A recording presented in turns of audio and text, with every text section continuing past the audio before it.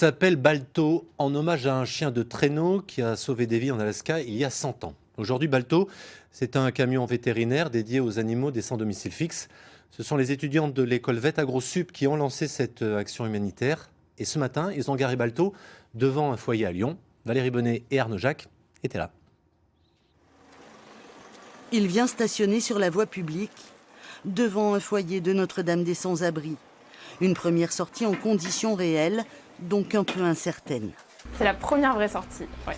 C'est le tout premier bus vétérinaire, donc c'est super de pouvoir voir ça se lancer. Après, c'est autant, ça me fait autant plaisir que c'est stressant, mais, mais c'est du bon stress, on va dire. Ce centre d'accueil et d'hébergement est un des rares établissements à accepter les animaux. Pourtant, un tiers des personnes à la rue en ont. Installer un lieu de consultation sur le trottoir, c'est donc permettre aux plus précaires d'avoir accès presque à domicile à des soins gratuits pour leurs bêtes. C'est important pour nous parce que les gens de la rue, ils n'ont pas trop d'argent. Et voilà, et puis les chiens, c'est notre vie. Hein. Voilà. Moi, si elle n'était pas là à un moment, je serais peut-être parti, quoi. Mais non, c'est important. Encadrés par un enseignant, ce sont des étudiants vétérinaires qui peuvent pratiquer les soins. Tu vas regarder aussi le collet dentaire en fait. Et tu vois que là, il n'y a pas de gingivite. Donc, En cette rentrée scolaire, un nouvel exercice pédagogique obligatoire au programme des 5e années de l'école Vet AgroSup. À la fois, c'est de la pratique générale, donc ça va être de la médecine préventive, des vaccins, de l'identification.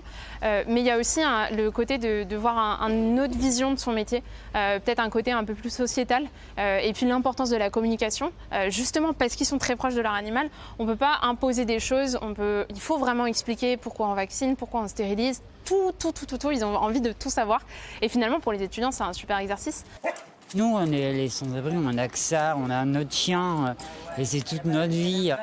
C'est une super bonne idée hein, de pouvoir permettre aux gens qui n'ont pas les moyens ou très peu de moyens, permettre des vétérinaires et surtout des étudiants qui ont assez de volonté de partager ça avec nous. Je trouve ça super. Hein.